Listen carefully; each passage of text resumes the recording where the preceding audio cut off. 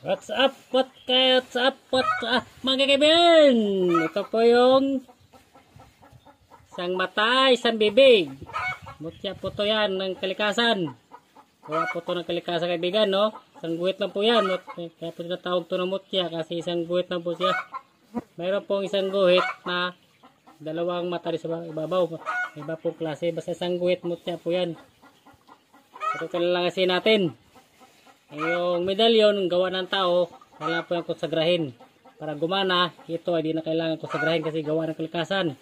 Nature po kakayahan ito, kaibigan. Kung maganap ito sa oras ng panganib. Kung gawin natin kwintas, pwede rin gawing lucky charm sa negosyo or business. Kung marami kang papaserte, kung wala kang panampaktay sa Panginoong Diyos Ama, prayers ay wala rin. Kailangan mo ng sipag at tiyaga para tayo ay swertehin kung ano man ang ginagawa mo. God bless us all.